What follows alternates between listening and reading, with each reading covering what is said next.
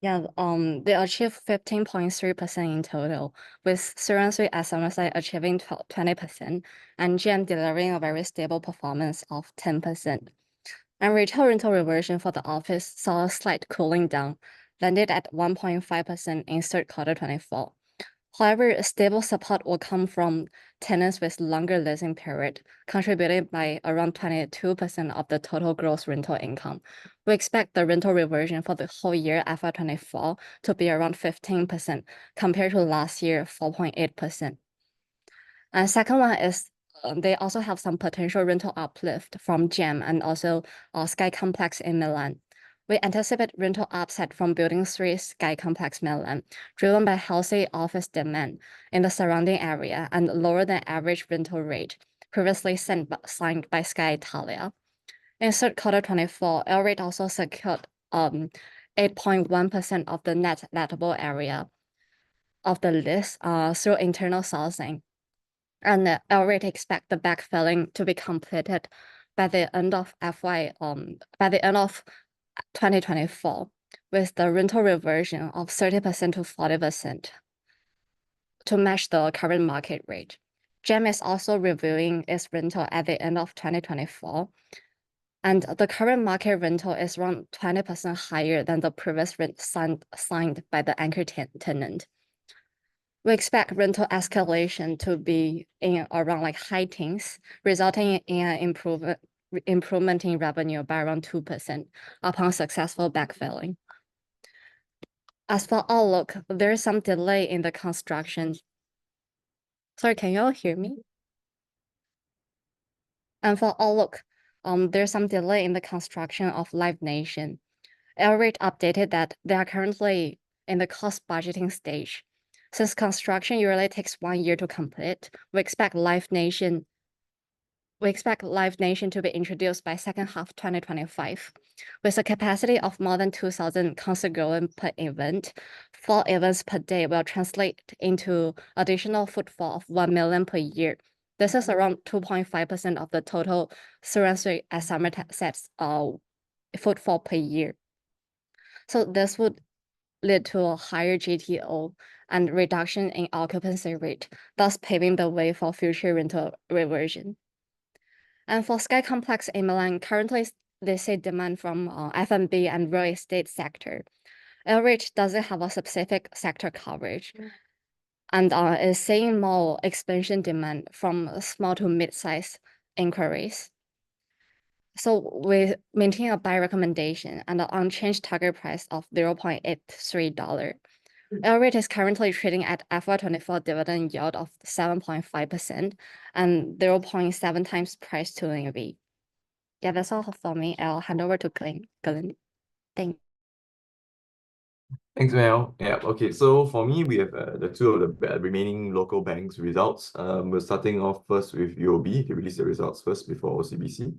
So for UOB, their first quarter adjusted earnings of 1.6 billion met our estimates as the higher fee income and other non-interest income were offset by lower than expected net interest income as well as higher expenses. So the first quarter PATMI was at 25% of our forecast. Jumping straight to the positives, first positive being that their fee income has continued to grow. So fees grew around 5%, and this was mainly due to higher related loan fees, which grew 3% year-on-year, as well as a pickup in wealth management fees by 6% year-on-year, mainly due to a return in investor confidence. So notably, their wealth management assets under management, so wealth management AUM, grew 11% year-on-year. And their credit card fees also continued to grow, and it reached 90 billion in the first quarter. So this is representing an 11% increase year-on-year. And their fee income makes up around 16% of their total income. So it's the same as the year before. For the second positive is that their trading and investment income rose 10% year-on-year. And this growth was led by customer-related treasury income, hitting a record level of 219 million. And it also grew by 8% year-on-year. And this was mainly from increased retail bond sales as well as strong hedging demands. Their trading and liquidity management activities also continued to perform well, growing by 11% year-on-year. Lastly, the last positive is that their credit costs and new NPAs dipped year-on-year for the first quarter. Credit costs fell 2 basis points to 23 basis points as the total allowances were slightly lower by 3%, mainly due to a decline in their specific provisions on lower NPL formation, while their general provisions remain stable. The new NPA formation also dipped by 17% year-on-year as the asset quality stabilized during the year. So resultantly, we're looking at their NPL ratio, it improved by 10 basis points to 1.5%. And their first quarter NPA coverage is also at 99%, with unsecured NPA coverage at 204%. We have one negative, and that is mainly that their net interest income did fall as their NIMs also fell. So net interest income dipped 2%. This is mainly from their net interest margins falling 12 basis points year-on-year to 2.02%, mainly due to loan margin compression due from competition for high quality credits as well as high cost of funding. And the high cost of funding, we have seen for UOB that they have lowered their flagship one account savings interest rate, but then again, this impact from this recent deposit repricing is yet to be felt. So it only kicked in, I think, on the 1st of May. So it's probably going to come in the second half or even in the second quarter of this year. So we should see their NIMs possibly actually inching upwards instead of going down. But that's really hard to tell because we have to see how they shift around their assets and whether they are putting it into higher yielding interest. Yep. So for the outlook, we do expect that UOB's profit will continue to grow by around 8% in 2024. This will be on the back of stable margins, loan growth recovery, as well as stronger fees and stable provisions. We also expect credit costs to come in around their guidance of 25 basis points. They have guided for low single digits loans growth, as well as the NIMs to hold above 2% for the rest of the year, and for their cost to income ratio to remain stable around 41 to 42%. For fee income, we are expecting a double-digit fee income, which could add around 220 million to revenue. And this growth will be led by credit card fees and wealth and fund management fees as the market sentiment recovers. So, similarly, for all the three banks, why the wealth management fee income would recover is because as people expect the rates to drop, they will start to pull out money from their deposits, and also deposits rates are getting lower, so they will pull this money out of their deposits and then they will put it into sort of like higher risk, higher yielding investment products, which mainly contribute to the bank's wealth management fee income. And lastly, for loans growth, we do expect to see some demands pick back up with rate cuts expected in the second half, and they are guiding for a low single-digit loans growth. And most of the growth will come from the ASEAN region, also contributed by their recent UOB, Citi assets. So we do maintain a buy with an unchanged target price of $34.90. And for UOB, FY24 will be another year of growth from stable NIMs, loans recovery, and double-digit fee income growth, which will boost their earnings. Now, moving on to the next counter I have, which will be OCBC. So for OCBC, I'll first do the results, and then we will go to the hot topic, which is the acquisition of they gave for Great Eastern. So for their results, firstly, their first quarter earnings of 1.98 billion were slightly above our estimates, mainly due to higher non-interest income from growth in their fee, insurance, and trading income, and moderate growth in their net interest income, which was offset by higher allowances and expenses. So their first quarter PATMI was at 28% of our forecast. For the positives, first positive is their non-interest income rose 17% year-on-year. And this growth was from broad-based fee income, trading, and insurance income. So fee income was mainly from their wealth management fees, which was offset slightly by lower loan and trade-related fees, lower brokerage, as well as fund management fees. Their trading income also surged actually by 45% year-on-year to a quarterly high, and this was from record customer flow income and improved non-customer flow income.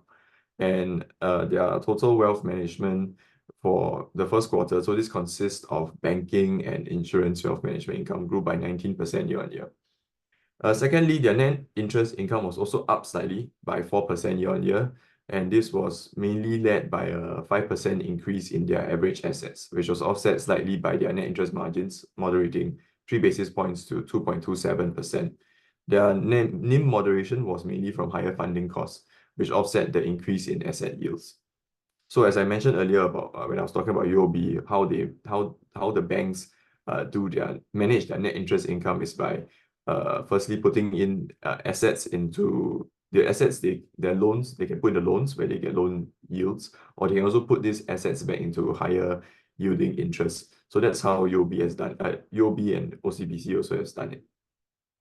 So for their guidance for the NIMs and net interest income is to be at the higher end of 2.2 to 2.25% for the rest of the year, with their first quarter exit NIM currently at 2.27. So I think we are well on track to hit their guidance. For the negatives, the first negative is that their allowances was up 54% to 169%, mainly due to a rise in their specific provisions. So this rise in specific provisions was actually just to several accounts in ASEAN with no systemic risk and also no concentration in any particular sector or geography. As a result, their total credit cost rose 4 basis points to 16 basis points. For their guidance for their credit cost is to be stable and to come in around 20 to 25 basis points. So it should probably come in at the lower end of this number if we are looking at the first quarter figures. For the last negative is that their expenses did rise 8% year on year, and this was mainly due to higher staff costs due to higher variable compensation associated with their income growth. But nonetheless, you look at their cost to income ratio, it was stable year on year at 37.1%, as the income growth outpaced the increase in their expenses. For the outlook, the loans grew 2% in the first quarter, and this is meeting their bank's guidance of low single digit for the full year. So they do expect some global growth slowdown, but they do see that ASEAN and Asia in general will perform better. And for the fee income, we are expecting a double-digit fee income of 12%, and this is mainly coming from the recovery in their investor sentiment. So as such, we do downgrade to accumulate, but with a higher target price of $15.40, and this is mainly the downgrade is mainly due to as we account for the recent share price performance, and we raise our target price as we increase the FY24 earnings by 2%. So we raise our earnings from a rise in our net interest income estimates from higher NIMs. So that's all I have for the results. I'll now move on to the next slide, which is what's in the news actually now. Currently, it's not the results, but it's their offer to privatize Great Eastern. So just some brief background on what this offer is. So they did a 1.4 billion voluntary unconditional general offer for the remaining 11.56% stake that they don't have in Great Eastern. So they currently hold around 88.4%, like that, around there. So their offer price indicates a value of $25.60 per share. So what does this mean for the people who hold GE? So if you look at their offer price, we use this several valuation multiples, but I think the main one that people or like analysts and everyone uses to value insurance companies would be the embedded value. So we do take the price over embedded value. So this offer price indicates 0.7 times price over embedded value. And we look at the 5-year average, it was only 0.54 times. So it's imputing a 30% premium to this 5-year average.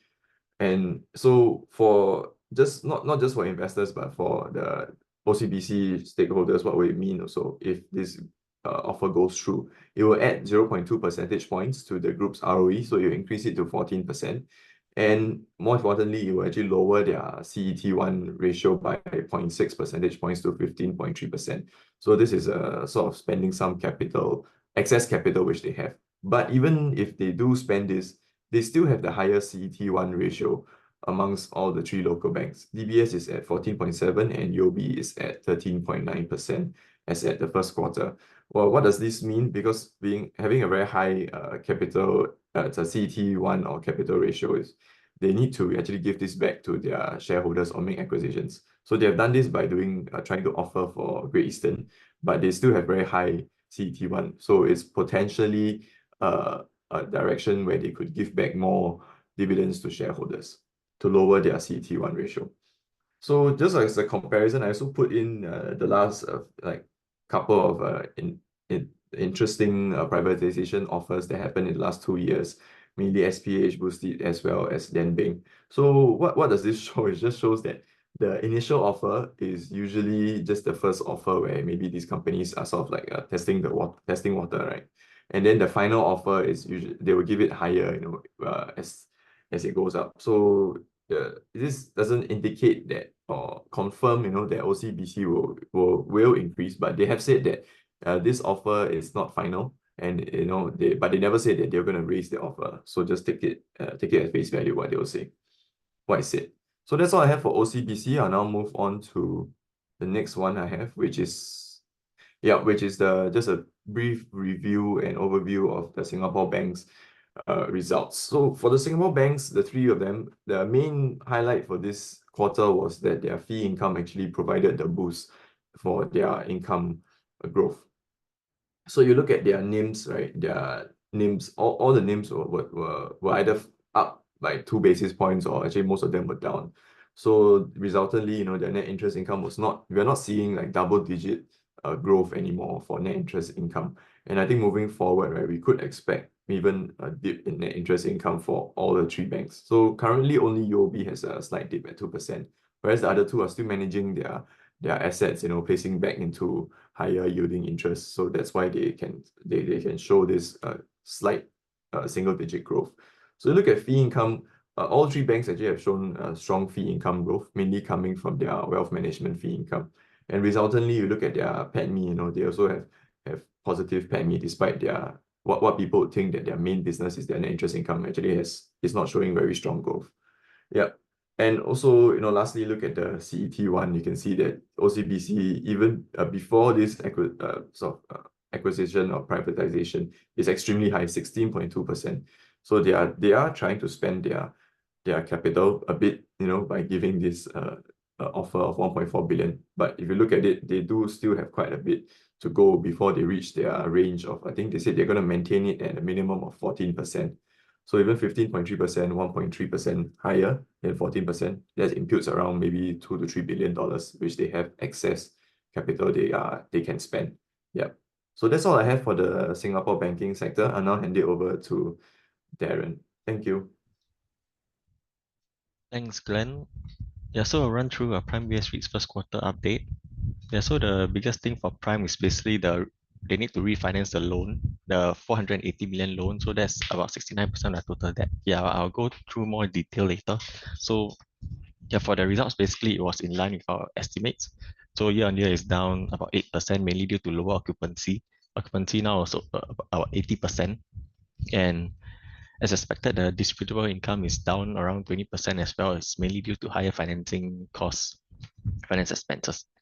Yeah, so we run through the positives. So leasing volume was actually doubled year on year in first quarter, but it's down quarter on quarter is down about 30-40%. So in the first quarter they signed 171K square foot of leases compared to 64K in first quarter. And during this quarter, they signed the leases were renewed at as a cumulative minus 1.8 negative, or rather a 1 point negative rental reversion. So this is mainly because of the Western Square renewal. But if you take that out, the rental reversions were positive for the other leases. So this Western Square renewal basically is because the market rents are lower than the previous rents that the tenants were paying, and even after they renewed at negative rental reversions, the rents were still higher than market rents. Yes, for the negatives, basically they have 2 months left before they kind of default, or rather they have 2 months left to refinance this 480 million bond, I mean not bond, a loan, and this is 69% of the total debt also. So the reasons why we think, or rather the management thinks that they will be able to refinance this loan is because, first of all, Prime is the management, they are already in the final stages of securing the loan, just according to them. The CEO is going to fly down to the US, Bank of America, to do the final discussions and to the documentation stage. So that's one. Another one is because the lenders are basically Bank of America. So this is different from the other peer REITs where they that the lenders are Singapore banks. So for Bank of America, for instance, and other US banks, they are more comfortable with lending a US commercial real estate at a higher low LTV and a lower ICR. So they are more comfortable, like for instance, for lending at about 65% loan to value as compared to Singapore's gearing level, which is about under 50%. And the ICR that they're comfortable with is also 1.5%. as compared to Singapore's 2.5%. And lastly, Prime's assets that are still generating income and cash flows. So basically, because of these three reasons, management is very confident that they will be able to refinance this loan. But from our perspective, until it's done, we need to account for a bit of refinancing risk. So I'll talk about that in our valuations. So basically for them right now, they have about 79% of their debt, which is on fixed rate or hedged. And the all-in cost of debt will rose slightly to 4.1%. And their gearing is at 48.1%. So they are targeting to lower this gearing by executing about $100 million of deleveraging this year. And the ICR is about 2.9 times. One more thing to note is that for their debt, they've already hedged about 330 million of this 480 million to FY26. So basically, there are a portion of the debt that they are going to refinance has already been hedged. So they'll be relatively shielded from the higher spread and higher rates when they refinance. But we do expect the cost of debt to increase when they do refinance this loan. Yeah, and for another negative for them is that the portfolio occupancy basically is down. It's 80.9%. But that is because Sodexo, one of their previous top three tenants, they vacated One Washingtonian Center. So after they vacated, Prime decided to put this building under AEI.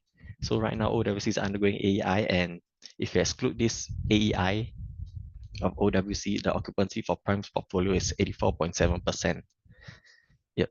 So going forward for the distributions, they have not committed to future distributions yet, so they'll manage it dynamically. Yeah. And their fiscal occupancy right now is at 60%. And they also noted that a lot of companies are mandating more of their employees to go back to work, but it still remains low. So the priorities for them is, of course, the first thing is a loan refinancing, and they also want to improve leasing and improve occupancy. And they also need to lower gearing. Right now, that they've not breached yet. 48.1% and ICR at 2.9% is still within the MAS limits, but they want to lower it to below 45%. Yeah, so with that, we downgrade to accumulate from a buy call, and we also lower our target price from 30 US cents to 12 cents, and we peg this to 0.2 times price to NAV. So 0.2 times price to NAV is which is in line with the peers, the price to NAV of the peers that they are trading currently. And we also tag this to 0.29 price to NAV to take into consideration the refinancing risk of the 2 months left that they have. And we think successful refinancing, it could narrow the discount to NAV to 0.3 times price to NAV, and that would result in a target price of 18 cents if they successfully refinance. So this 0.3 times price to NAV is basically one of the peers. Before they decided to halt dividends, they were trading at 0.3 times price to NAV. So that's why we use 0.3 times price to NAV for a situation where they could refinance the loan. So currently Prime is trading at 0.19 times price to NAV. And in our model, we assume a 25% payout ratio. So assuming that, the current forward yield for Prime would be about 9.5%. Yeah. So that's all for Prime. I'll move on to Manulife US REIT. Phillip on the ground, just a quick update on what's happening. Yeah. So for Manulife US REIT, the occupancy dipped after one of the top tenants, TCW, left, and the rental reversions are negative 9.5, mainly due to two big leases, Michelson and Plaza. However, they also noted that the net effective rents were higher than market rents. So there's a chart on the right which shows the capital management. And right now their aggregate leverage is at 56.7%. So they need to execute their recapitalization plan. So they noted that transaction volumes are still very slow, but there are signs of improving. Like year on year is up 20%, but that's from a very, very low base. Yep. And so what Manulife they need to do now is basically to achieve 230 million of net sales proceeds or divestment proceeds by 31st December 2024. So there is a timeline in the bottom chart there. We call it a chart, a figure rather. There's a timeline there. So by December 24, they need to dispose 230 million. If not, they'll incur a fee. And this penalty fee is a complicated formula there, but basically the max penalty is 2.8 million. So it is not very significant considering the value, but it's still a penalty after all. And further down the road, they basically need to dispose about 330 million by 30 June. If not, they'll be in a default situation. So, yep, that's what they need to do. And yeah, basically the timeline it shows there, and by December 2025, the disposition mandate will expire and the covenant relaxation will end. And that is the bottom right chart is their loan maturity or their debt profile after the relaxation of the covenants and the extension of the loans. Yeah, so that's all I have for Prime and Manulife. I'll hand over time to Zane to do TA. Thanks. Thanks, Darren. I'll move on to the technicals. Next slide, please. Yeah. So looking at S&P 500 last week, it continues to trade higher, testing the ascending broadening wedge resistance. So for this week wise, we could see a slight pullback ahead from this resistance area, which is currently at 5,200 to 5,265, while the support is at 5,120 to 5,165 area. Next slide, please. So first up, we have a technical buy for Adobe at $486.18. Take profit levels at $522 and $550. Stop loss at $468, and the last closing price was $482.29.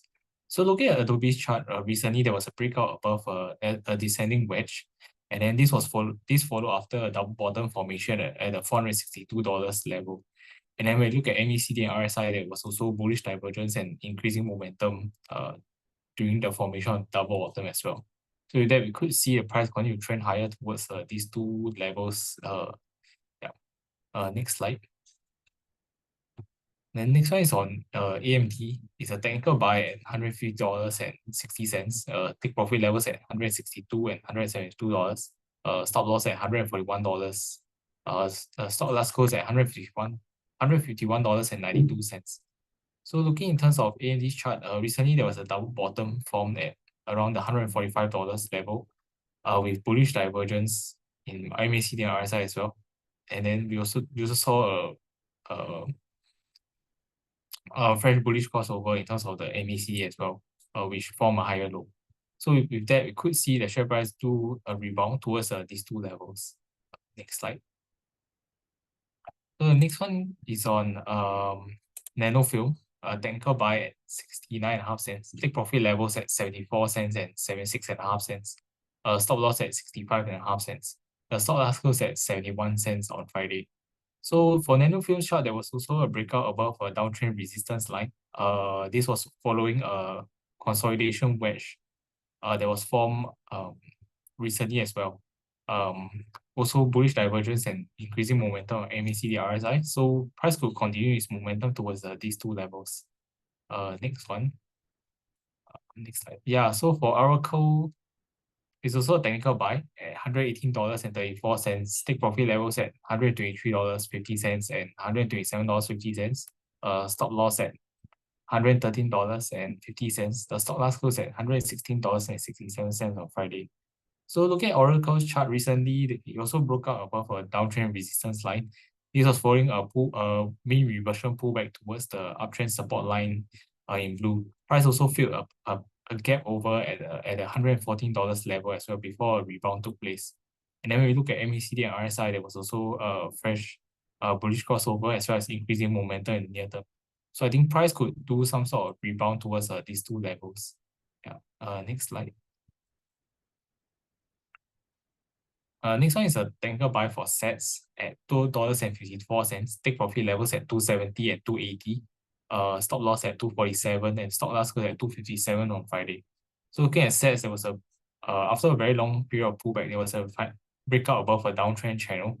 Also, price also managed to stand above the 253 prior resistance downturn support level as well, with bullish divergence and the increasing momentum recorded on MACD and RSI, while the stock was making a lower low in the downtrend channel. So we could see a recovery in the share price towards these two levels. Yeah, next slide, please. And then the last one is a technical buy for Pfizer at $28.27. Take profit levels at $28.90 and $30.10. stop loss at $27 and last close was $20.01. So the take profit levels and stop loss level have been adjusted slightly lower to account for the XT that took place after the technical call was made. And so looking at Pfizer's chart, there was a breakout above a descending triangle resistance, and then price did a back test of the trend line before it went higher. With bullish divergence and increasing momentum previously when it formed a double bottom at around the $25.20 level. So we could see a recovery in terms of the share price towards these two levels. Next slide. So just a summary of all the trades initiated just now. Adobe is currently down about 0.8%, AMD is up about 0.8%, Nanofilm up about 2.1%, Aerocal that is down about 1.4%, SET's up about 1.1%, and for Pfizer is currently down about minus 0.9%. So that's all from me. I'll hand over time to Jonathan to talk about Max 7 monthly. Thank you. Thanks, Shane. And morning, everyone. So I'll just run through our Max 7 for April. In terms of the performance, the Max 7 was down 2.9%, which wasn't great, but relative to the major indices like the S&P 500 and Nasdaq, which were both down more than 4%. I guess it was a little bit better. In terms of the individual components, Alphabet or Google was the biggest gainer, up 7%, while Meta was the biggest laggard, down 12%. This is quite interesting because both these companies had pretty good earnings, and they also are in the same advertising industry. Next slide. So just a brief, summary of all the results. You can see as a group of companies, the Max 7 grew about 9% year-on-year in terms of revenue, which was a slight deceleration from last quarter, mainly because it was dragged down by Alphabet and Tesla, which both declined year-on-year. In terms of earnings growth also declined a little bit, but it was still up 37% year-on-year, so quite significant gains.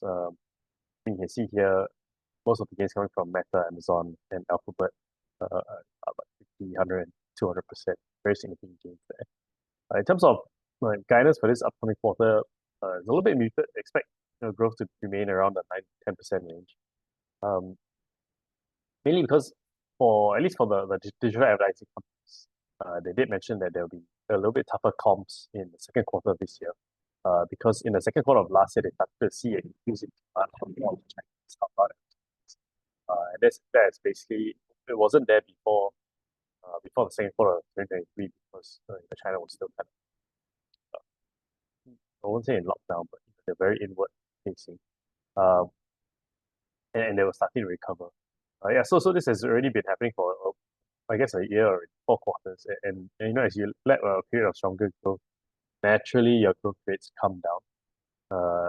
That being said, if you just take a look at the absolute numbers, it's continuing to increase.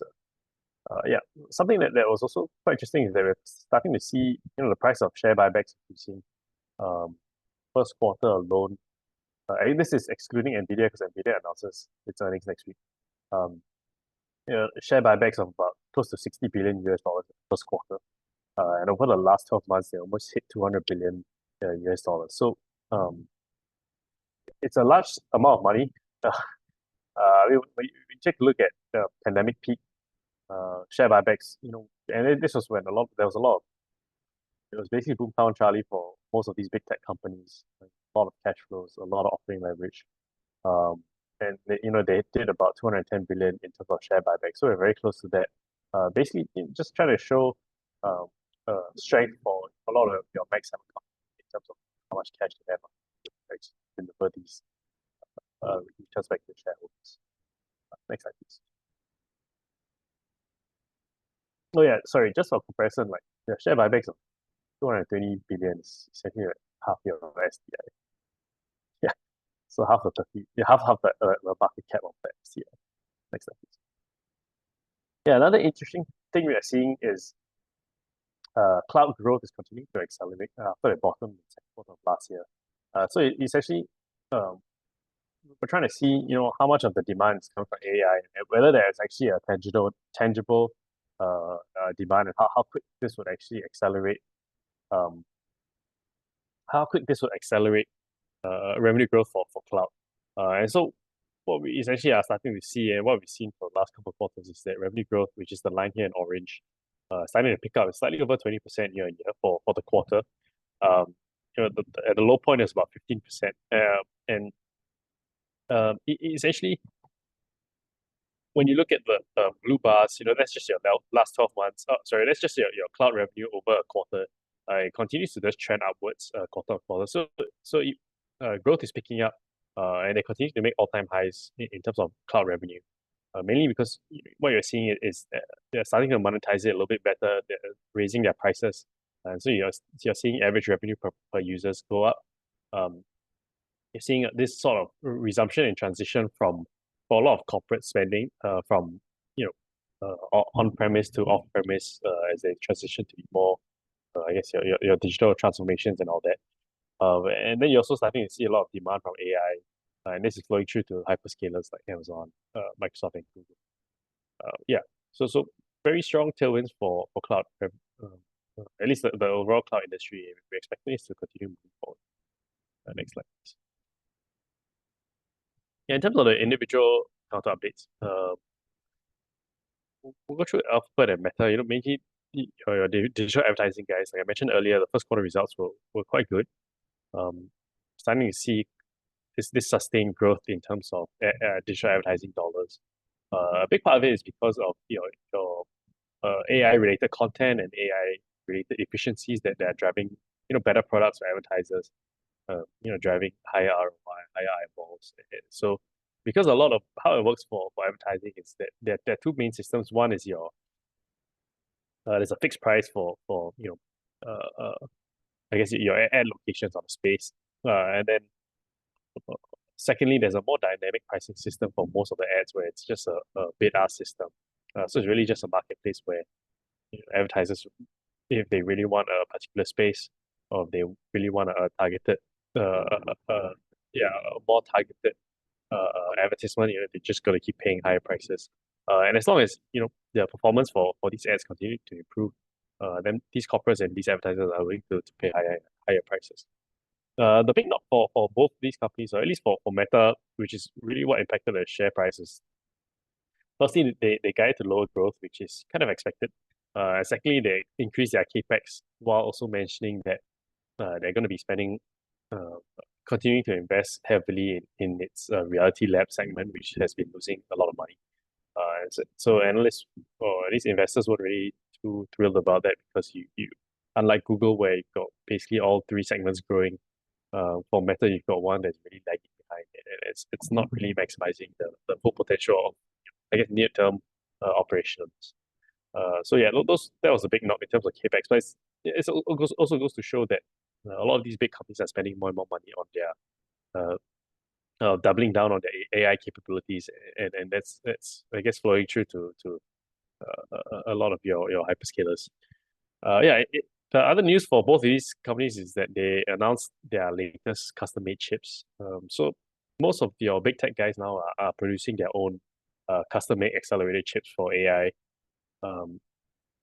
Not really GPU per se, but more on the CPU and SoC system. So in some sense, they are trying to compete, or at least reduce the reliance on NVIDIA and AMD and Intel for AI chips. That they're able to make their own custom-made chips that are not just custom-made, but more customizable in terms of usage that fits their purpose a little bit better.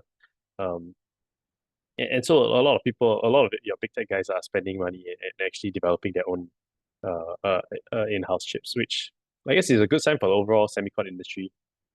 Maybe not so good for the current incumbents, although we do expect that because the volumes for these in-house chips are relatively low, it's not like they're going to overhaul their whole supply chain and not buy any more NVIDIA or AMD or Intel chips. It's just kind of to supplement it with their own. Moving on to NVIDIA, they acquired two Israeli startups aimed at, and these Israeli startups their main purpose is to lower the cost of creating and running AI models. Nowadays, with AI being front and center, there's a lot of models that are being run, so the workload is constantly increasing. And what a lot of these companies are seeing is that with increasing workloads, it takes more computing power, more energy. So it's costing a lot more money for them to run these models. And what I guess NVIDIA is trying to do by acquiring these two startups is to try and reduce the I guess the cost to run these models, because it's going to be a long-term thing. Hopefully that will help margins move forward. Even if it is by just 10 basis points, at least there is some sort of improvement in cost efficiency there. Moving to Tesla, Tesla really had a poor quarter. They missed delivery expectations. They also missed their results. Revenue expectations, mainly due to a decline in both volume as well as prices. So overall, not a great quarter for Tesla. The only shining light is that they reached a mapping plan agreement with Baidu, which is one of China's largest search engines and all that.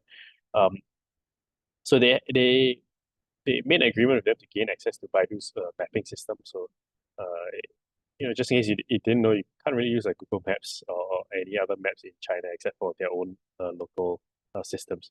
And so without this data, it's very difficult for Tesla to roll out its FSD system or FSD program in China, because you just don't have the data. You don't have the maps to navigate. You don't have enough data collection to run your models. And so this agreement is quite big, because in China all driving assisted systems or ADAS requires a mapping service license before operating. And the only way you can get a mapping service license is to partner with a local Chinese company like Baidu, because only the Chinese companies have this. So that was kind of a stumbling block in terms of FSD rollout for Tesla in China. And now, at least with this agreement, there could be a clearer path to developing FSD. It's good long term, although it's still a bit too early to say how this will benefit, or at least the how large of the impact this would have on overall revenues and margins for Tesla. So that's all for my counters. I'll hand it back to Helena and Ambrish to wrap up the next 7. Thank you. Thank you, John. Moving on to Apple, we just shared about Apple's earning results, so I'm not going to repeat that. So Apple was ranked 2nd in global market global smartphone market, and 3rd in China smartphone market.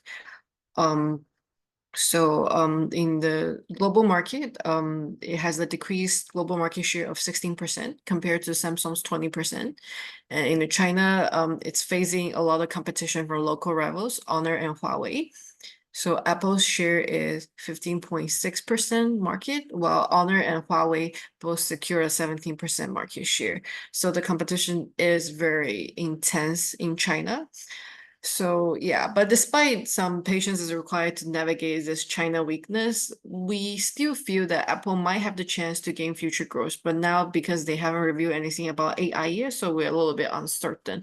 So we remain our target price at $194. Moving on to Amazon. Amazon's first quarter earnings were on the high side of estimate, with 12.5% year-on-year growth, driven by strong growth in AWS and advertising. They also continue reaping the benefit of regionalizing its operations and bringing down its cost structure further. So this drives their operating margin and operating income to an all-time high. They have guided for 7 to 11% year-on-year growth for their 3rd quarter. So this is kind of signaling a potential pullback in consumer spending. AWS plans to spend another $11 billion on data center in Indiana. So this is going to increase their total investment in Indiana to $21.5 billion.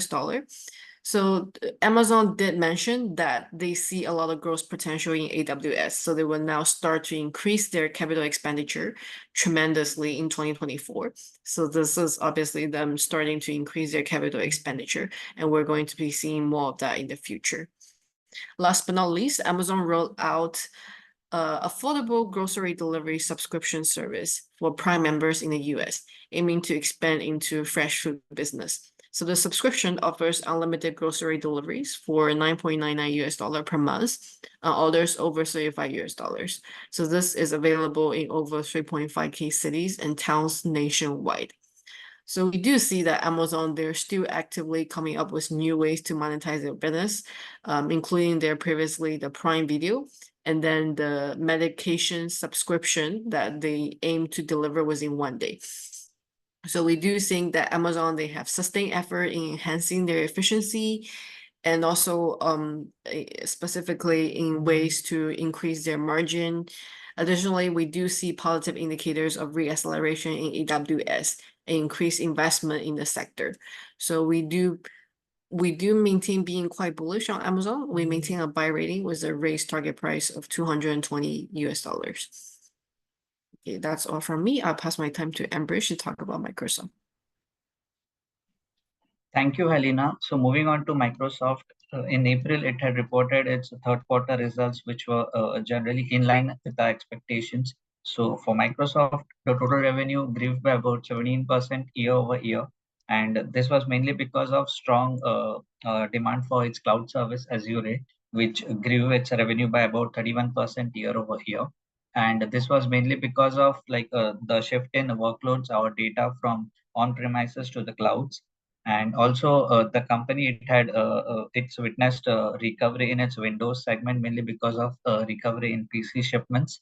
And its gaming segment revenue also surged by about 50%. And this was mainly because of the Activision Blizzard acquisition. And moving on to the bottom line, its PATMI grew by about 20% year over year. And this was mainly because of high operating leverage. So in terms of outlook for this quarter, it expects a revenue growth of about 14%, and it would be continued to be led by growth in Azure, which should grow by about 31% year over year. And it's spending significantly to build out the AI and the data center infrastructure. And as a result, its capital expenditures have been increasing year on year. And despite this, for this quarter, it expects its operating margins to remain flat at 42%. And overall, for Microsoft, we have an accumulated recommendation and a target price of $465. So to conclude, for Magnificent 7, there has been a weak demand for iPhone sales as well as electric vehicles. And despite this, we maintain our overweight recommendation mainly because there has been strong AI-related demand, and also digital ad pricing has been picking up, and the cloud, there has been the recovery in cloud as well. So and also in the second half of 2024, we could see a boost in PC shipment sales, and also mainly because of the potential upgrade cycle, mainly because of the launch of AI personal computers. So we maintain overweight on Magnificent 7. So that's all for me. I would now like to pass it on to Jonathan. Yeah, thanks, Ambrish. So I'll run through our Singapore weekly. Oh, sorry. Before that, I'll just run through BRC Asia. Yeah, this was actually covered by Paul.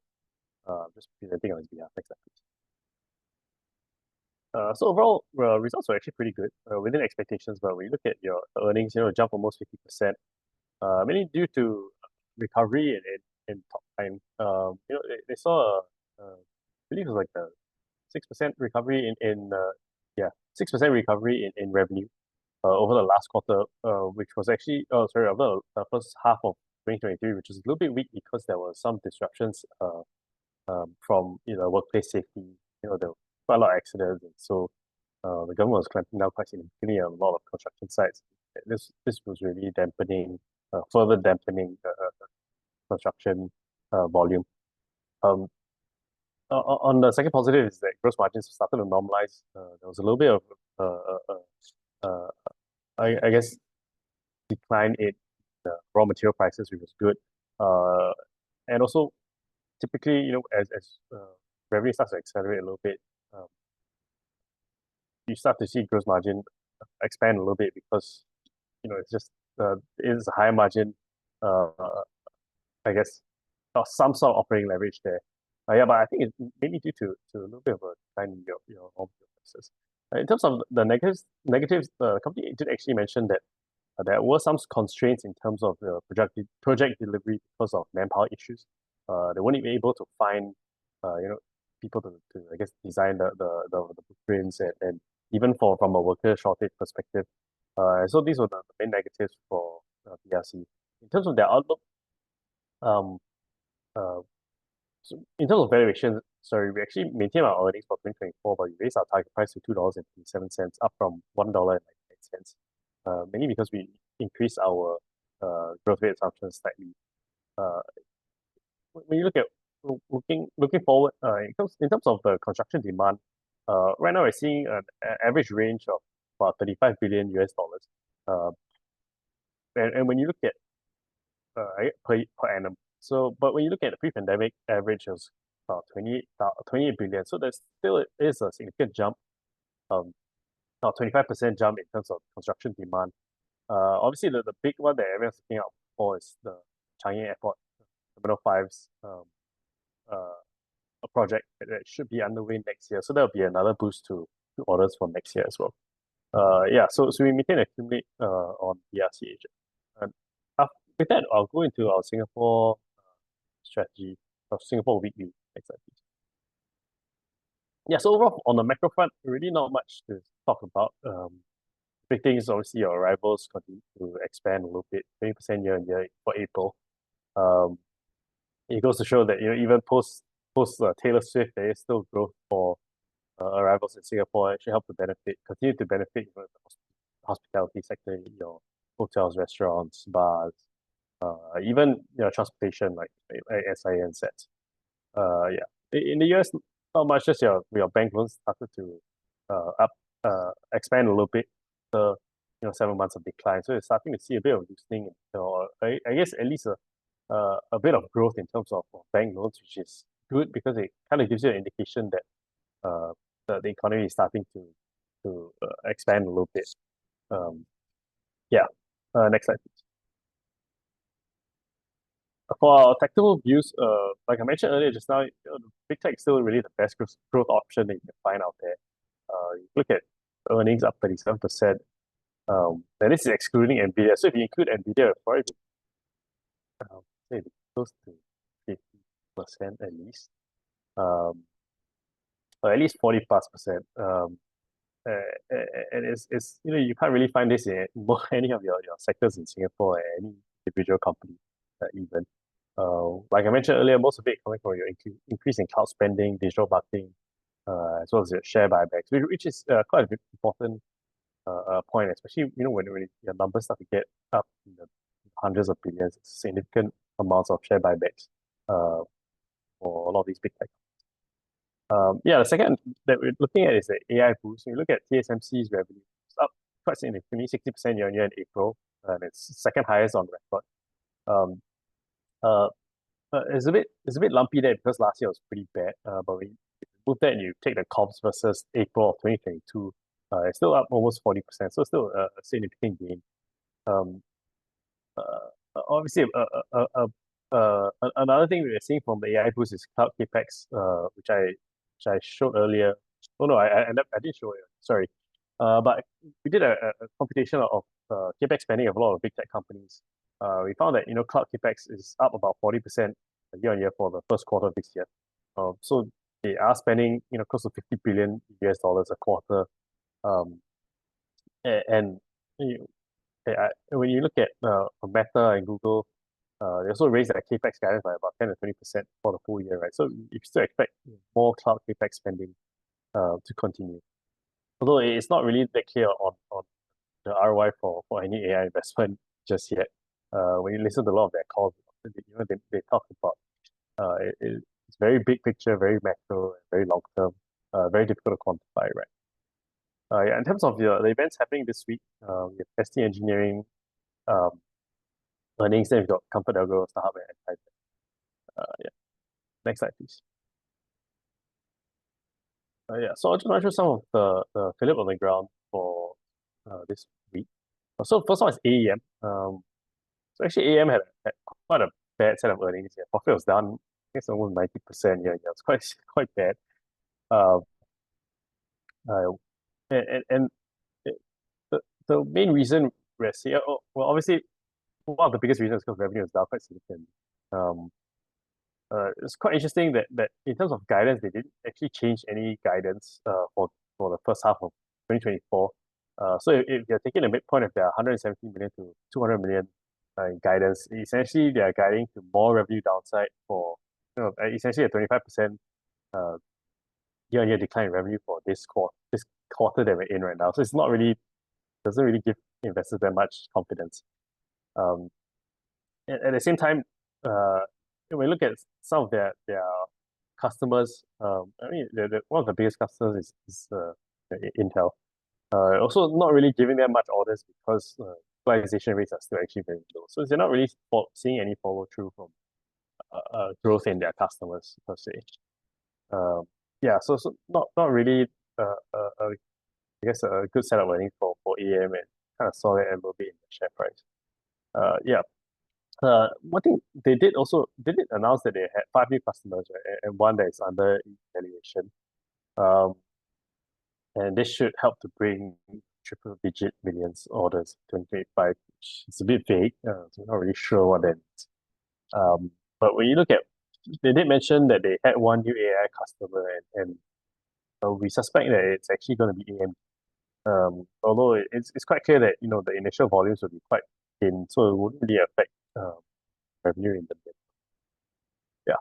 So the key growth driver for AM, everyone knows, is AI chips are moving to the edge, so they're trying to have AI chips in your phone, and your PCs to do all your inferencing and training workloads, which is essentially what all the major semicon companies are talking about right now. Yeah. So yeah, I mean that's all for AM. Near-term outlook not really that great, but recovery in the second half probably a little bit more possible. Next slide, please. Yeah, so my next company will be Riverstone. They're a rubber glove maker, I guess similar to Top Glove. They did actually very well, so their earnings were up 50%. Again, it was quite significant. And they also announced a quarterly dividend because they cut too much cash, which is I guess a good thing to have.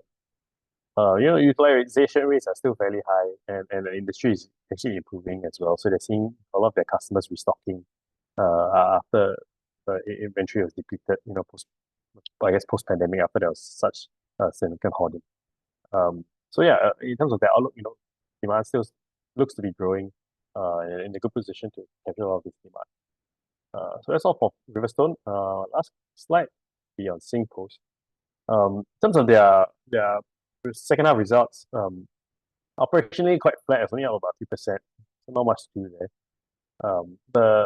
The big thing for SingPost is that they do have quite significant excess capacity in terms of their warehouse in Australia.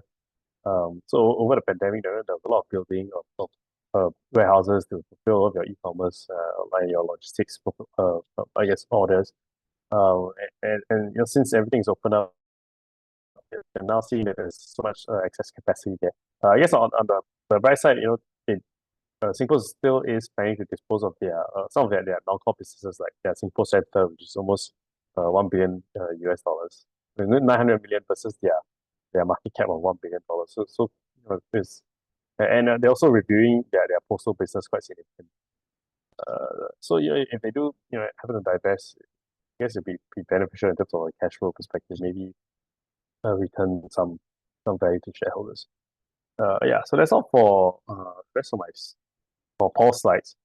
I think we can just get to Q&A for now. Thank you.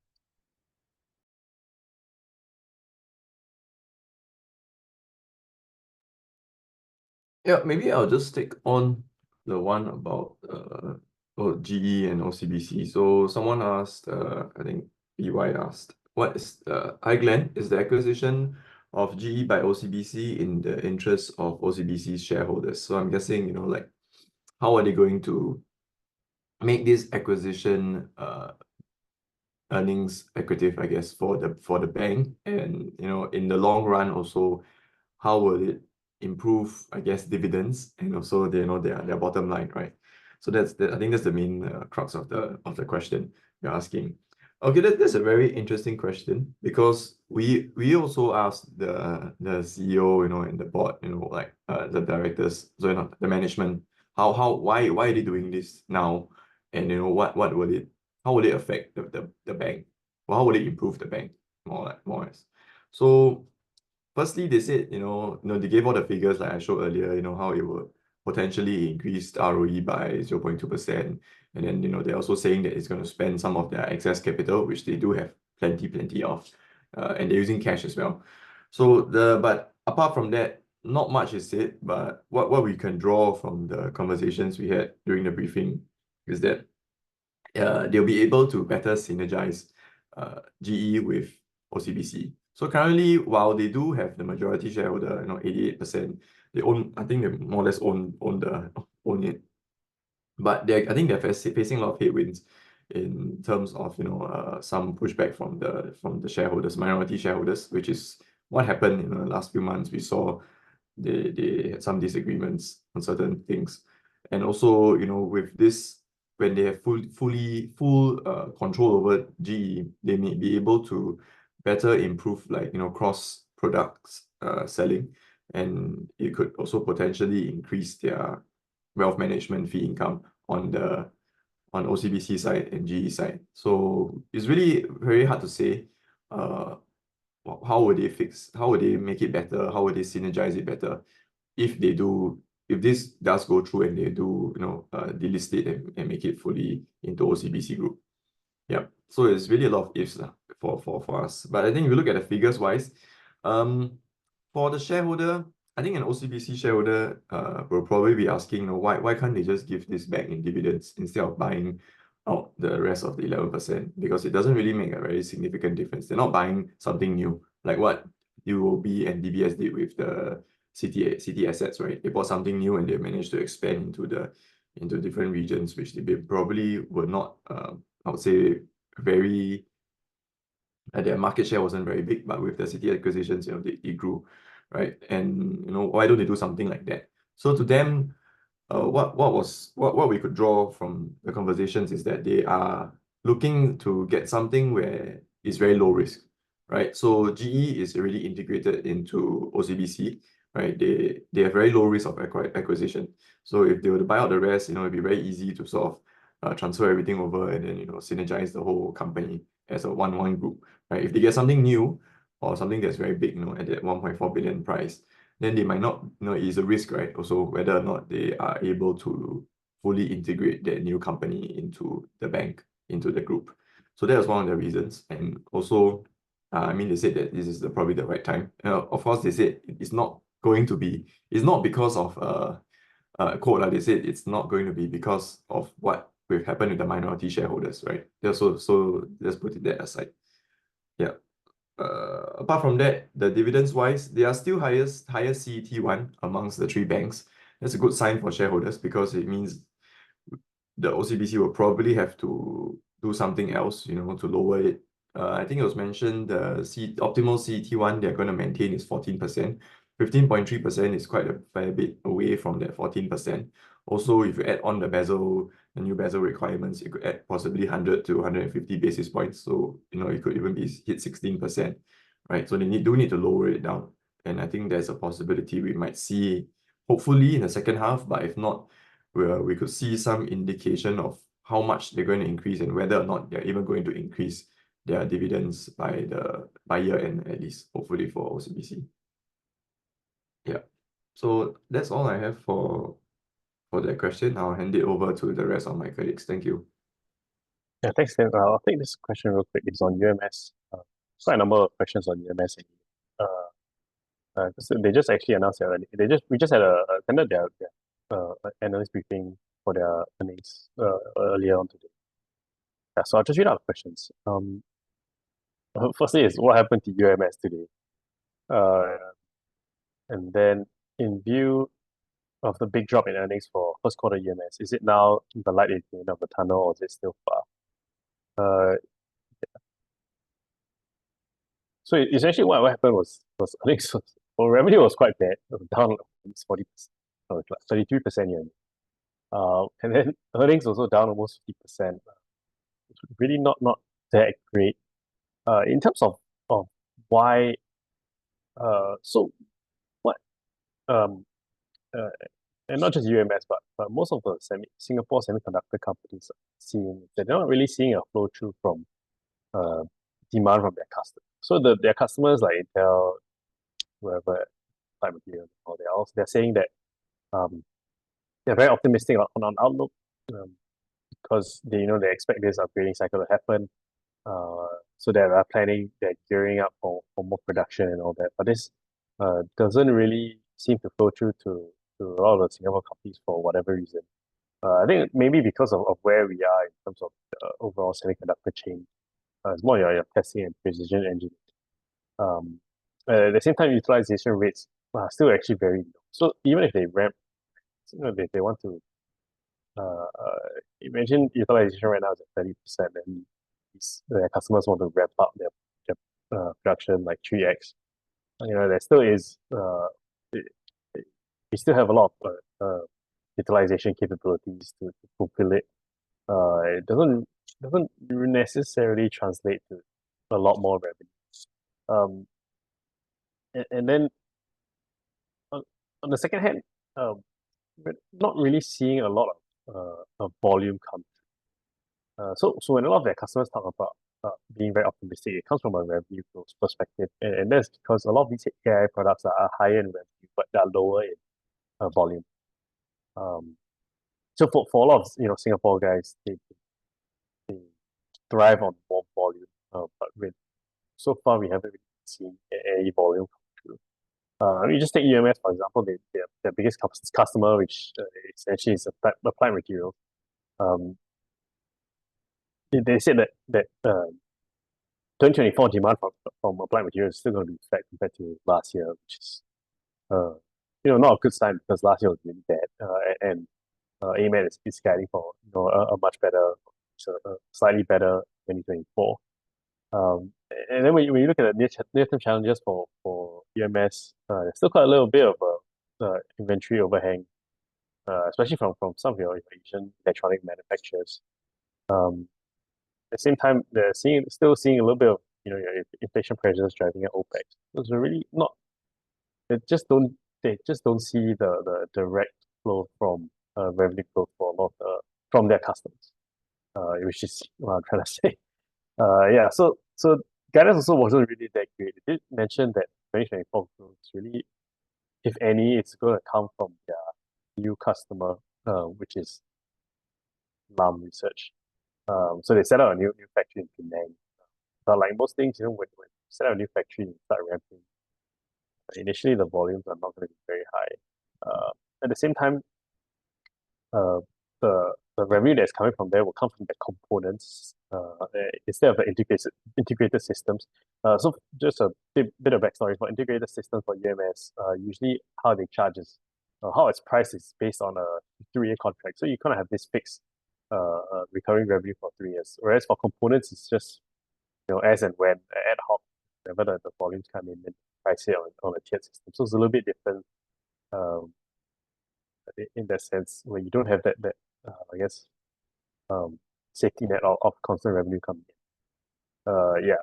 So all in all, local semiconductor industry still, I don't think it's tough to say that there's light at the end of the tunnel, or you're seeing any light at the end of the tunnel, because guidance for this coming quarter is still not really great. Also, they're sounding a little bit more bearish call in terms of recovery. In terms of maybe a recovery in the third quarter, maybe this will be pushed into the fourth quarter or next year instead. Yeah. Yeah. So overall, that's kind of why you're seeing a really big decline in share price for a lot of the local semiconductor guys.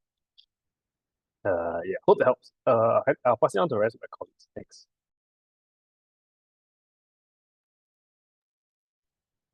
Thank you, John. So Yeah, go ahead. thank you. So there was one question with respect to Square. So revenue growth pretty significant, turned profit as well, outlook positive, but why its share price has not been performing? So we believe that there could be mainly two reasons that the investors are cautious right now. First of all, the companies it has been increasing its investments into Bitcoin. So they had made a Bitcoin investment of about $200 million a couple of years back, and it's worth 600 million right now. And in the most recent earnings call, they said that they would increase like each quarter, whatever the Bitcoin profits they have generated, they would invest 10% of that into purchasing Bitcoins. And in the previous quarters, they used to make a purchase of about 3%. So they have been increasing investments into Bitcoin. This could be one of the reasons. And the second reason could be the allegations that have been surrounding the company. Like last year, the Hindenburg short seller, Hindenburg Research, it had issued a short report on the block stock. Whereas a couple of weeks back, NBC also had issued a report that its former employees, they have alleged the company that it has been there have been like compliance lapses and also no effective procedures for to know their customers. But as of now, the company, it has denied any allegations right now, and they have said that there are no investigations ongoing right now on the company. And also they have it has a robust compliance right now, and they onboard the users after verifying their social security numbers.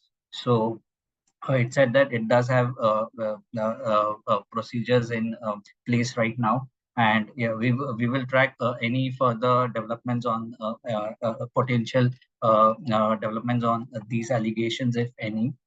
So there was another question with respect to Magnificent 7. So your Magnificent 7 updated show update as of 7th of April. So why early April? So we basically have updated our Magnificent 7 as of May 8. So sorry for the confusion. I guess it's mainly you read it as the title of the slide was Magnificent 7 April 2024. So it was for the month of April, but we have updated our slides as of May 8. Hope that helps. So would like to pass it on to the rest of the team. Thank you.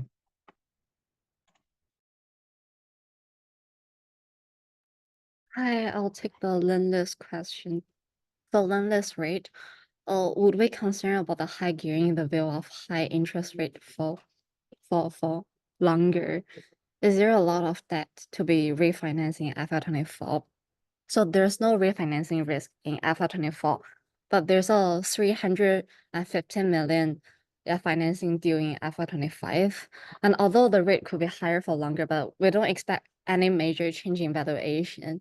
For Lendlease, Singapore side will remain resilient, given the high occupancy rate and a very strong rental reversion. But Milan side probably will see some drop back, as one of the building need to be backfilled. But the overall valuation for Milan doesn't really account a lot. The valuation for Milan complex is only around like 12% of the total valuation of the portfolio. So gearing won't be affect much at the year-end valuation. And the next one, what is the adjusted interest coverage ratio? Any comment on that aligned to the market expectation? So ICR is 3.4 times. They didn't disclose the adjusted ICR this quarter as like there's no financials provided this quarter. At the current level, their gearing is kept at 50%. So although the market generally penalizes REITs with gearing over 40%, but L-REIT mentioned that they are comfortable with the gearing at the current level. And we don't expect any risk of further major increase in gearing. But they also mentioned they don't have any divestment plan at this point of time because like valuation for Singapore side is very high. So buyers' interest are more of the distressed asset. But asset for L-REIT are all doing very well. So although there's like they do see some interest from the market, but the price didn't really meet their expectation. So we don't expect there's going to be a big change in their gearing. And for ICR have decreased by 26.9%. Why, and is there any concern? What is the reason for the delay in the construction of Live Nation? A formula for ICR is EBIT divided by the interest expense during the period. So it essentially just because their interest expense has been continuing increasing. Yeah, so that's why ICR decreased. And delay in Live Nation is because like post-COVID there's like manpower shortage and there's some supply chain disruption post-COVID, especially during the Russia crisis. And it just prolonged the whole process. And currently they are doing the cost budgeting and they are also on the stage of applying some license and regulatory approval. Yeah, so they probably need more time. Will complete by second half 2025. Yeah, as they last updated. Yeah, hope it answers your question. I'll hand over to the rest of my colleagues. Thank you.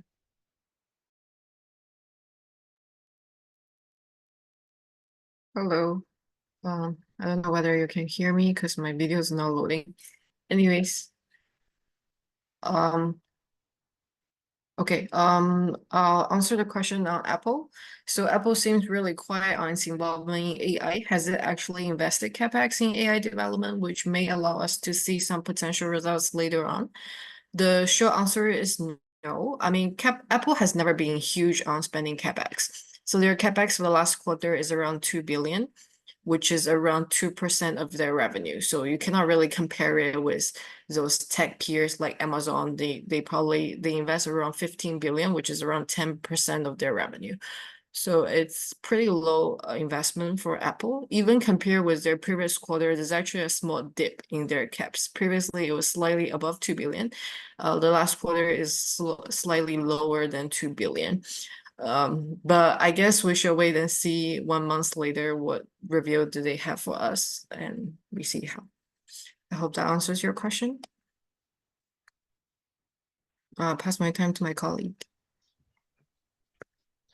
Okay, thanks. Let me take on some. There's this burning question. What's the difference between accumulate and buy recommendation, and what's the time horizon? Yeah, so for all our recommendations, we have a 1 year time horizon, and the difference between accumulate and buy is basically if the total return, which includes dividend, if it's between 5% and 20%, it is an accumulate call. It is a buy call if it is more than 20%. Yeah, so hope that clears it. Yeah, okay. Yeah, what's the latest update on Capital DC REIT? Yeah, so there's no update since the first quarter 24 results. I mean, yeah, since then there's no new developments. So basically, the thing that's happening with them is that they're still not collecting rent from their China Guangdong data center tenant, Neo Telemedia, or Blue Sea rather. And the rent that they owed cumulative is about 8 months already, 8.5 months. Yeah, so sooner or later we think they will have to kick them out and they have to find a new tenant, and then we have some downtime for the China property. So the China asset accounts for about 7 to 8% of revenue. Yeah, around 7% of revenue of the full year revenue. Yeah, so that will continue to affect Capital DC, but generally they are other than the China portfolio, their portfolio is still quite resilient, with high occupancy about 98%. Yeah, that is the 98% is including the China data center because they are still occupied, they're still operating, just that they are not paying the rents.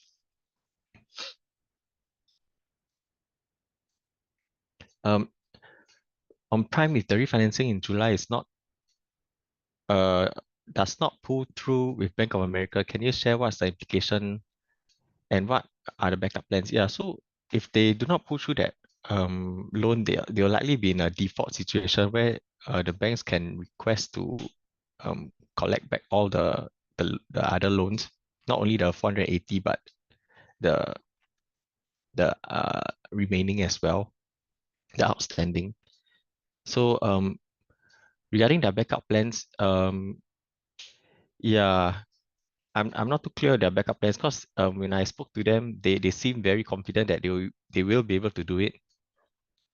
And yeah, we just have to wait and see because they did mention that they are likely to complete the refinancing by June. So that is in a month's time. Yeah, but regarding the backup plans, yeah, I'm not sure also, to be honest. Yeah.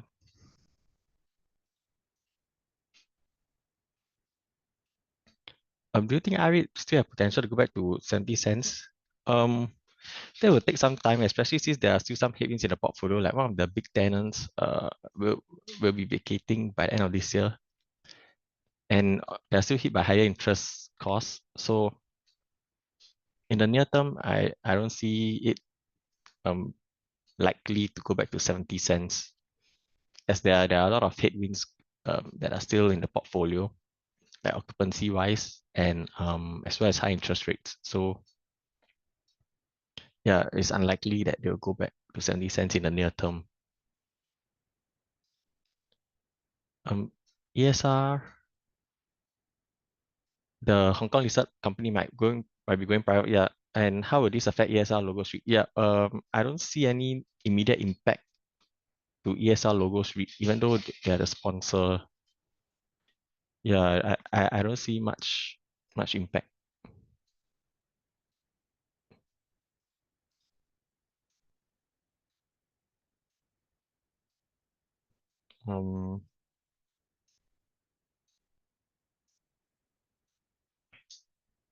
What percentage do China assets account for total revenue? Yeah, it's about 7%. Over total assets is around 12%, but over total revenue is around 7 to 8%. And is it better to buy fund manager like capital land investments or versus capital land commercial trust at this timing for 2-year period?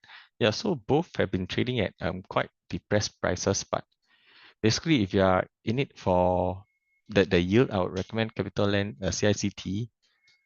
The parent CLI is trading at steep discount to its RNAV as well, or rather to its sum of the parts calculation internally. So we think there is potential for some share price appreciation for CLI. But for CLI, it'll take some time because they're also affected by high interest rates. And for them to actually start deploying money, it'll be easier for them if interest rates have, or rather the outlook is more stable, whereas interest rates are coming down, and then deploying money will be easier. Raising capital will be easier as well. So yeah, so basically, if you're in it for capital appreciation, I would say CLI would be a better pick because they're trading at a big discount now. I think that answers that. Yeah, okay, I think I can hand over the time to Zain now for TA. Yep, Zain, please. Thanks. Sorry. I still have one more before this. Let me answer this real quickly. Yeah, hi John. For your presentation on AM just now, can I deduce that it's still not the right time to go in as yet? That is fundamentally. Yeah. So, short answer is yes, you're correct. Long answer is, there's still quite a lot of uncertainty in terms of how they get their, how the revenue flow through to them, and at the same time, there's a lot of competition in that space. So it's not like they are the monopoly in terms of engineering and testing. So you've got incumbents like Advanced Test and Paradigm that are really challenging you for all of the volume. You look at a company like UMS as well, you get market share or at least, yeah, in terms of their volume, they're losing market share to their competitor in Penang. So it's just kind of a difficult time for not just AM but most of the semicons here, because volumes are not really flowing through. Utilization is still low, and there's still quite a bit of competition. That is coming in, or at least from existing incumbents or existing players. So if there's no real clear line of sight in terms of recovery, general recovery, then it's a little difficult to say when we'll go in. But definitely in the immediate term doesn't really look that good.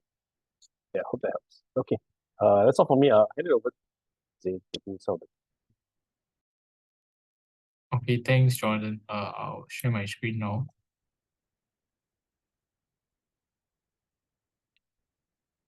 Yeah, so first question is on AEM. What's a good entry price? Okay, I think looking in terms of the chart wise, I mean, based on the previous times when there was a gap down post earnings, I think it has a good entry price will be quite some time after, because tends to decline quite a bit before it starts to sideways and then to turn upwards. So you see back in February last year, there was this decline over here, then price started sideways before going upwards. Then another time was start of this year. Then there was a big decline before a bounce and then came off, it came down again. So I think currently it's still quite fresh in this decline. I think I think it could still possibly go lower towards maybe like 160 if it does retest this trend line over here. And then 160 is also a previous horizontal level, close to a high made in 2018 last previously. So I think for now it's still better to wait and see first for the price to stabilize first till it forms some sort of sideways. Then there's a chance for a rebound upwards. Yeah. Okay, then the next one is on OCBC. Okay, for OCBC, I think it's still trending quite well. On Friday, there was, after the results, there was a break above this $14 level and it still continue to go upwards. So I think nothing has changed in terms of the trend wise. Some short-term resistance could be around the $14, around 14.35 over there when it does retest this trend line over here. But I think overall it's still okay. It's still trending well. Yeah, continuing in this uptrend. Next one is on 1038 Hong, which is CK Infrastructure Holdings. I think for this counter, there could still be some potential upside ahead. Given that price previously came back down to retest this $42 level, and then afterwards subsequently it did a consolidation over here between $44 to $45, and which was this support breakdown, managed to recover back above it. Currently is retesting a resistance at around 47 over here. So I think we could see some sideways consolidation over here, but I think you should be able to see some further upside ahead with the recent momentum. Yeah. Okay, then next one is on ARM. Okay, for ARM, I think short term wise, I think there still be some upside. So after a range consolidation, there was a break above the $103 level, and then price did a retest after the earnings, recover back upwards. Then after that, I think with that, should be continuation upside towards like 117 to 121 area, which was this support level breakdown previously. Yeah, so we should be able to see a retest over here. Okay, then for TSM, I think it's looking positive as well. Price has been trending along this uptrend support line, and then on Friday there was a gap up above the resistance at 146. So with that, I think price could still continue on its momentum towards the previous resistance level, like close to 150 to 153, then followed by 157, 158.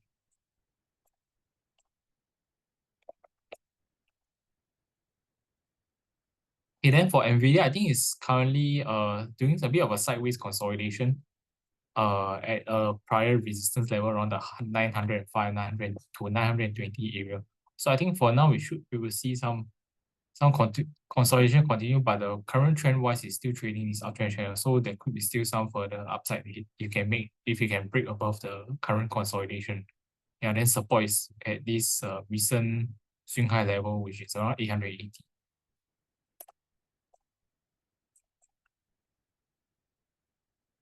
And as for Apple, okay, Apple after the earnings gap up here, it has just traded sideways. Still some resistance is still holding 186. I think support wise, if it does retest 179, 180, it should be able to find some good support and for some bounce. Yeah, but for now, it looks like still some sideways currently.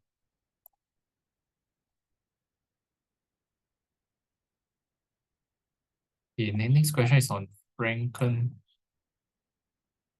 Okay, Franken, I think for now, still quite bearish, I think. Currently retested this 125 previous range support level. So over here, if price can hold, it could do a bit of a sideways over here, but I think resistance wise it's around 130 over there.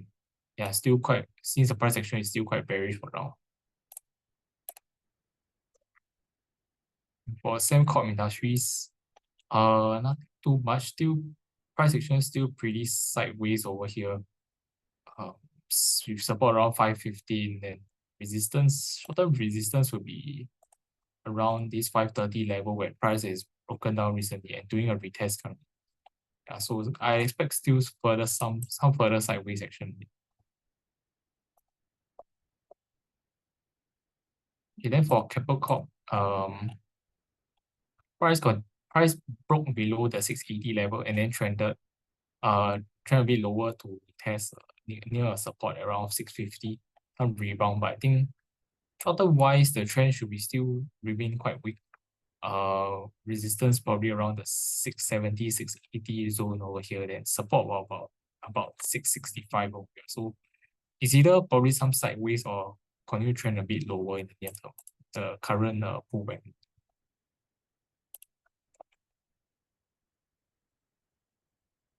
Okay, then next one is on applied materials. So applied materials, after recovery back above 198, price has retested the resistance area close to around 213. So I think for now we should see possible some sideways from some possible near-term resistance, but I think should hold the support around 205, 206 in the near term. So maybe some sideways action for now.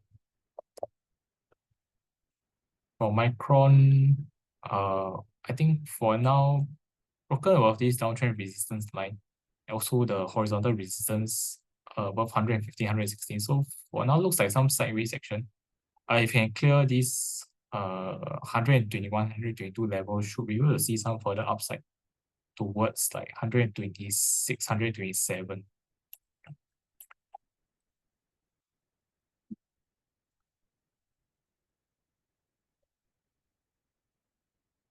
And for Qualcomm, I think it's still looking positive after the gap up over here.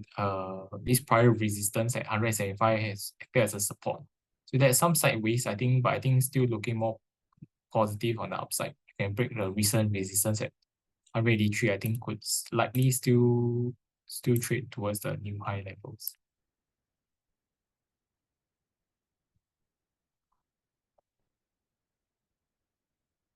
Okay, then for Meta, okay, Meta, some rebound recently after price managed to clear 445.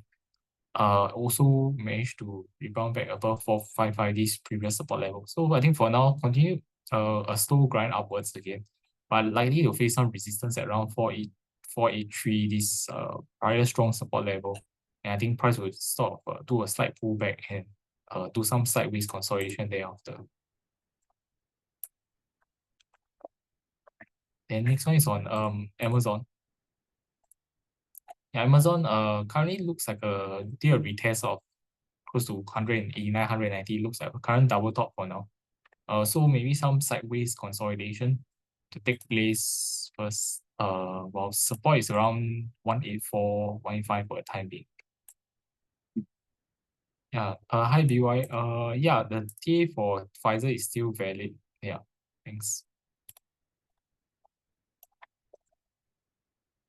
Okay, next question is on Dell. Okay, for Dell, I think looks like an ascending triangle for the time being. So another retest of the resistance at 131. Maybe some slight pullback again.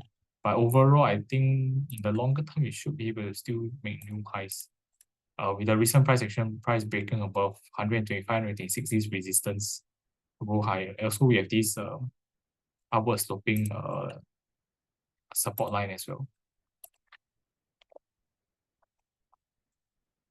And for Salesforce, I think nothing too much for now. Still in this range consolidation. I think so. We need to observe a break, either below 268 or 280 to determine the next short-term direction.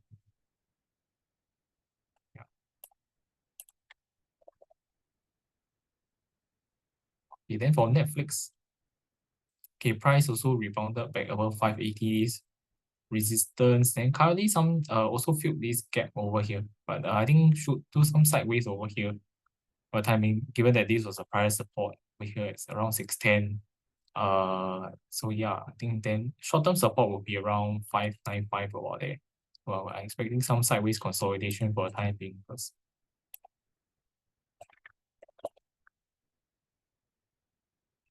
And for DraftKings, okay, but I think price is holding along this uptrend support line over here. Also, then also rebound after a retest of the around the $40.60 support level. So it looks like some sideways still for the time being. Resistance still holding at this support breakdown previously around close to 45. So I think likelihood is still some sideways price action for the time being. Next one is on Genting Singapore. Okay, Genting today they will gap up after the earnings release. We tested 94 cents this prior support level breakdown. So I think for now still some resistance at this level. While support is should be around 91 cents level, I think. So maybe some sideways first, in my opinion.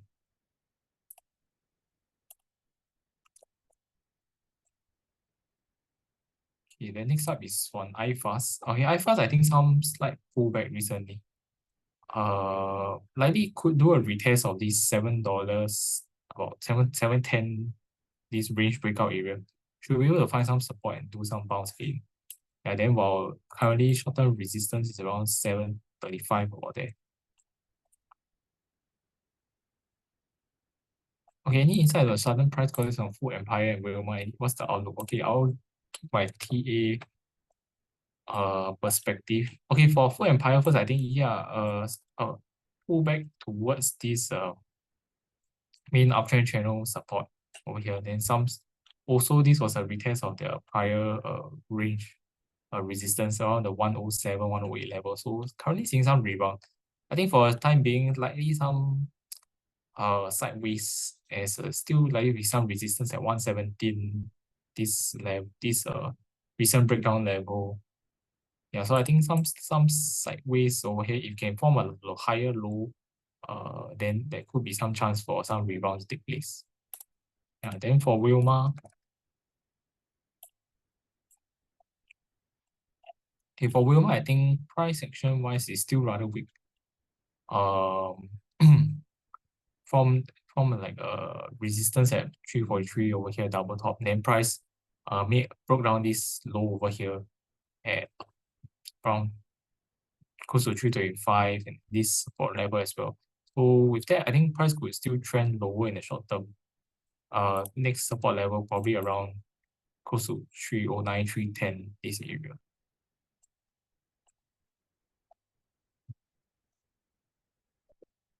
Next one is on CICT. CICT, I think still nothing too much, quite sideways recently. So resistance is still close to $198, $2 at level. And support is closer to about 190, 192. So I think we'll still probably see some sideways for price action for now.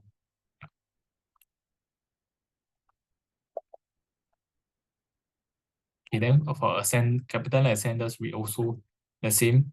Rather sideways price action. Support is still holding around 253.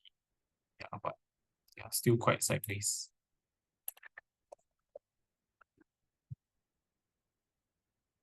And Mapletree Logistics Trust. Okay, price doing some recovery to do a retest of this price support level breakdown at around 138, 139. But for now, I think still likely still consolidating a bit of range with support around 134, 133, 134 over here.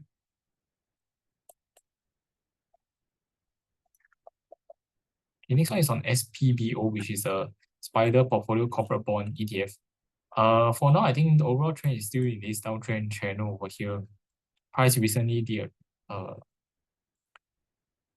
broke out of this 28 to 30 level to do a retest of this price support breakdown over here close to 2060.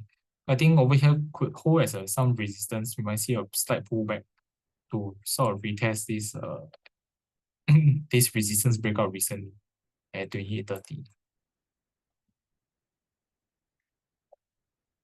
And next one is on BBCB, which is a JP Morgan Beta Builders Investment Grade Corporate Bond ETF. Result for this, I think similar trend as well. Similar as the counter mentioned earlier.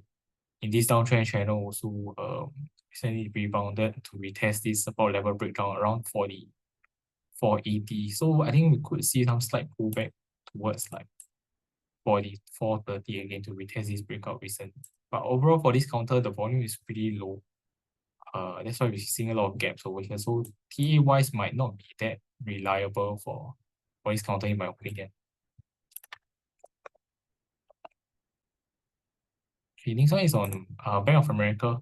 Okay, Bank of America still some sideways consolidation. So still some resistance still holding around 38.40 about there, but positive is that seeing higher lows being formed. So I think with that it can form, if it can continue to form higher lows, I think likelihood is that it should be able to see some breakout hit to trend higher. Then the next key resistance is likely to be around $40 20 cents, $40 30 cents area. And for Wells Fargo, I think is still one of the strongest among the US big banks. Trend wise is continuing on its bullish trend continuation after pullback, and then we see price did a U-shape and retest the recent high and make a new high over here. So likelihood is that price continue to trend higher to make new highs with the recent consolidation. With the breakout of the recent consolidation. And next one is on US Bancorp. For this, I think some sideways, I think is still quite likely for now. Price is just still finding some resistance around 41.80 over here. We're seeing support around $40.50. So yeah, I think some consolidation is still likely for now. Okay, then for Mapletree Industrial Trust, I think for now it could still remain under some weakness with the breakdown below 220 recently. Then price is forming a bit of lower highs along the way. So we could see another retest of the recent support around 214, 215 area. Yeah, and if it cannot hold, then we could see a lower low being formed towards like 210.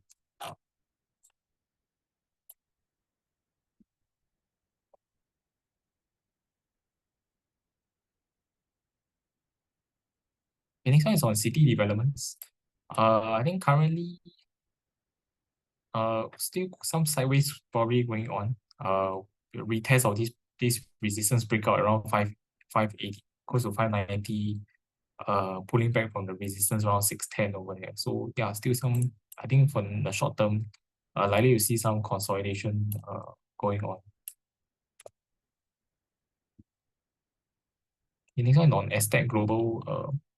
Okay, price managed to break above this trend line resistance, also clear above the resistance 96 cents. So for now, we could see price test maybe like close to $1 resistance over here. Yeah, then for now, it will likely hold a 96 cents breakout as a support.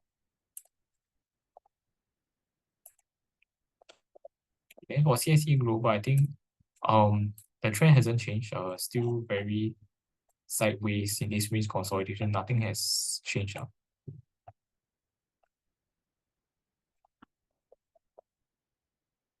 Okay, any insights on significant price drop of Viacom recently?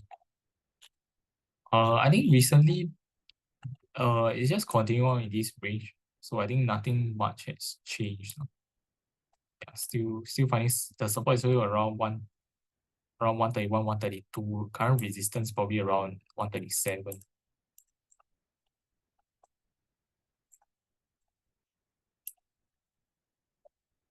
Okay, next one is on BYD. Okay, BYD I think is still, the trend is still intact, still in this uptrend. Recently some pullback from the resistance at around 230. So I think if it does retest maybe at 216, this resistance breakout level, which was a prior strong resistance, there should be with some support coming to do a bounce off it.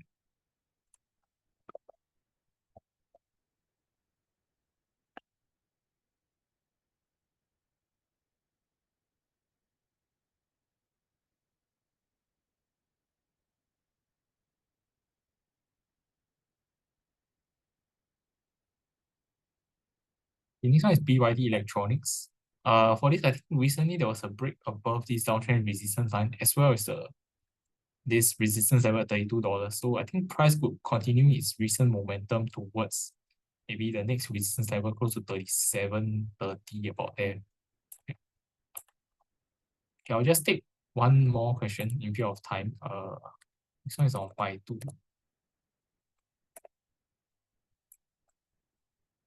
Okay, for Baidu, also price is continuing. After the breakout of this downtrend resistance line, price also broke above the resistance level at 106. Their back test, I think should be able to hold as support over here. So I'm thinking price could continue to move higher to retest like this 111 again, then slowly towards a resistance higher around the higher resistances around 119, 120 level. Yeah, so apologies, I can't answer all the questions in view of time. Feel free to post your questions in our PhillipCapital community group on TA, and then I'll take it from there. Thanks. So I'll just hand over time back to Jonathan to close the session. Yeah, Azim, thanks. I'll do it because I think I have one more question. Yeah, maybe we can go back to the slide about the QR code also while I answer this question. Okay, so last question before we close. It's, do you think it's still safe to buy bank shares as they have risen too high so far? If interest rates stop rising, will bank shares hold steady or go down? Can I advise on 3 local banks?